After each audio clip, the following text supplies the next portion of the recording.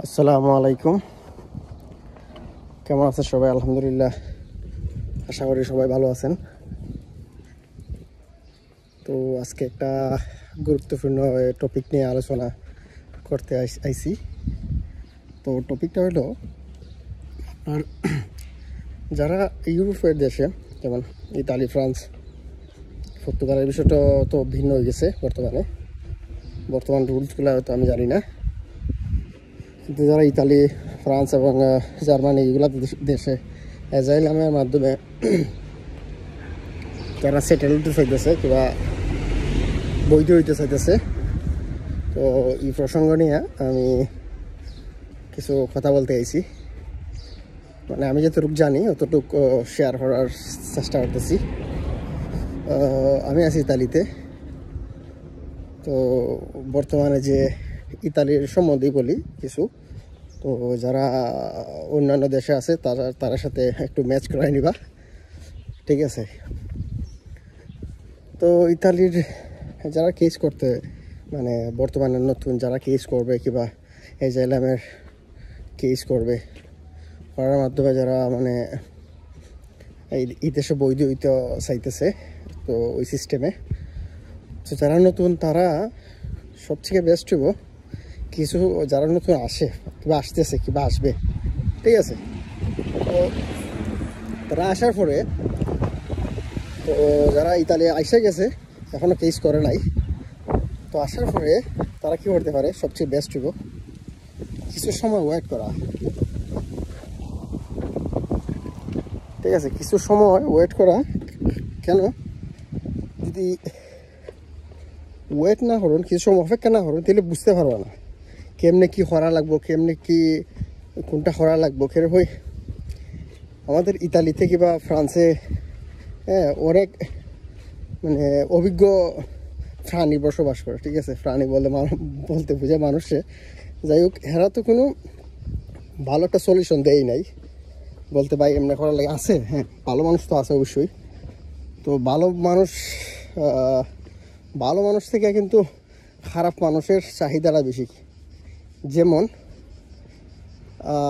একজনে জানে যে এটা এমনি করতে হয় কিংবা এমনি করলে বেস্ট হয়, তারপরেও সে কী করবো, পরামর্শ দিব না। এই হলো ইউরোপের যে কালচার, এটা মানে ইউরোপের মানুষের, আমাদের বাঙালির মন মানসিকতা আর কি। যারাই আছে প্রায় বেশিরভাগ মানুষ এই ক্ষেত্রে এই হাজটাই করে। তারা এই সময় করবো কি, ভালো একটা উকিলের পরামর্শ নেব।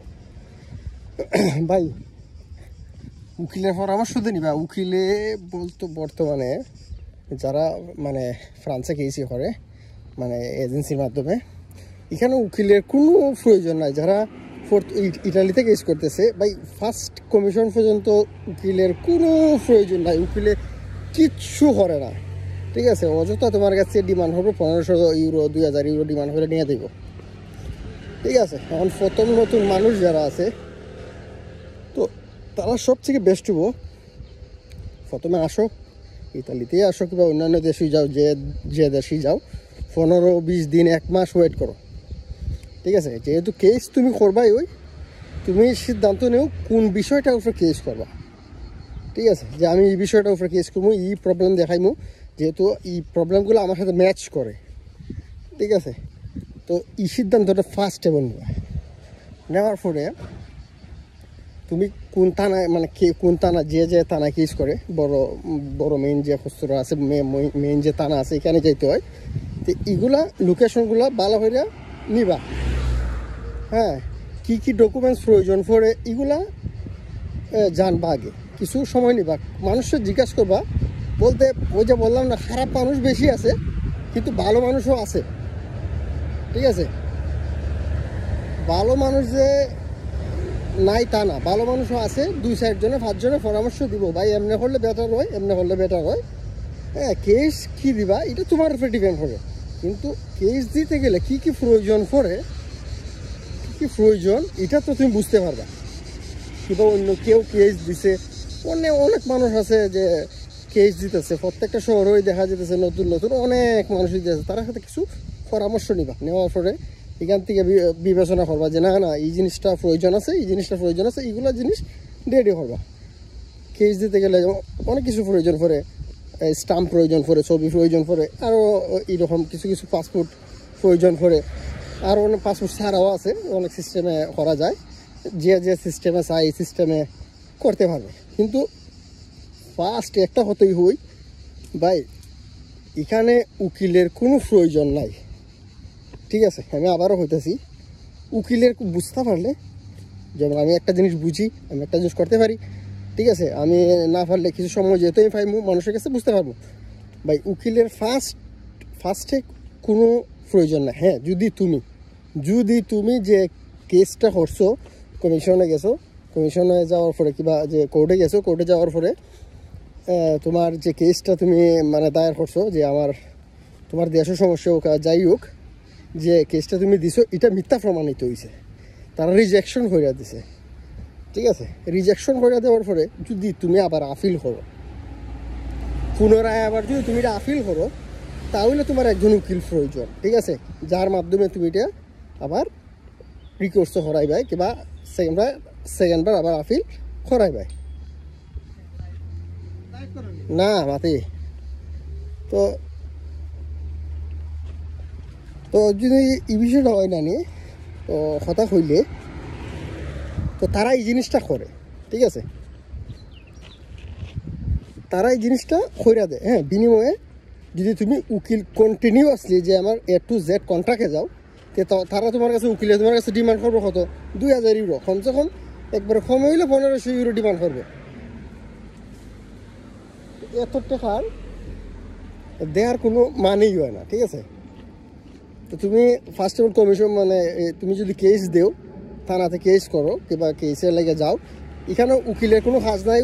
যদি তুমিও কন্ট্রাক্টে উকিল ধরো, তো তোমার এরা শুধু লোকেশনটা দিয়ে দিব যে এই জায়গায় তুমি যাও, ওই জায়গায় দাঁড়াও, ওই জায়গায় দাঁড়ানোর পরে তোমার জিজ্ঞাসা করবো কী সমস্যা, তুমি এমনি এমনি কেস দিয়ে আইবা, দেওয়া হলে তুমি পেপারটা আমার দিয়া দিবা, ঠিক আছে? কিংবা কাগজটা আমার দিয়া দিবা।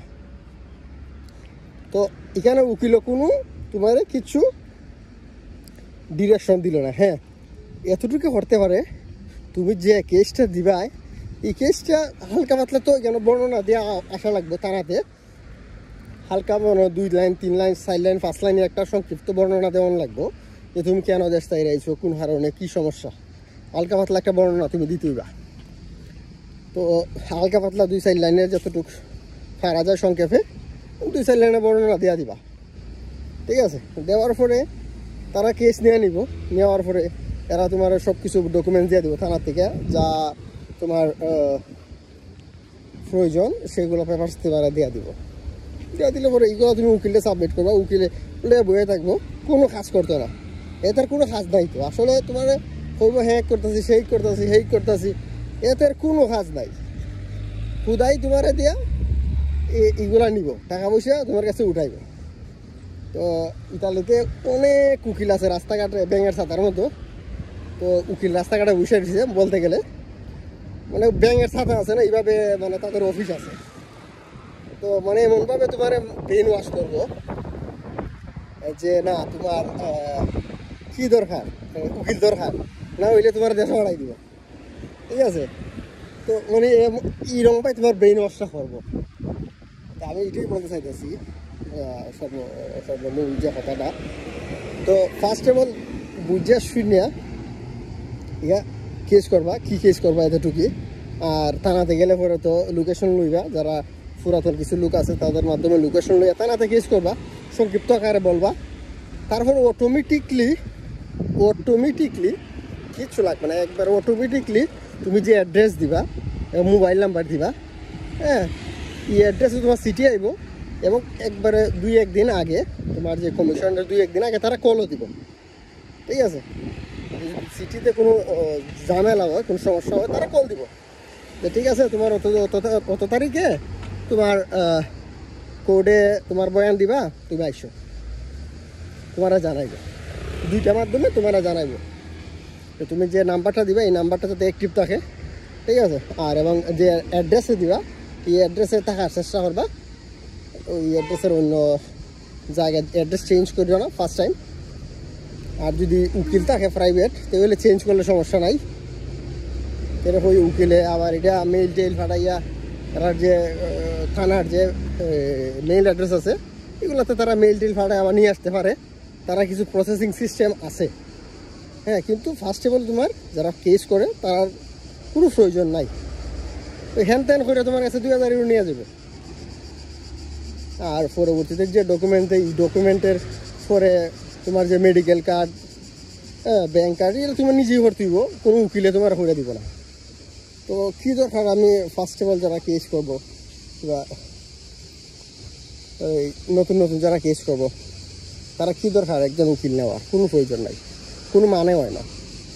তো ঠিক আছে, বিস্তারিত যারা আরও জানতে চায় আমি একটা ভিডিও মেক করবো, সমস্যা নাই। তো আজকে পর্যন্ত এখানে, আল্লাহ হাফেজ।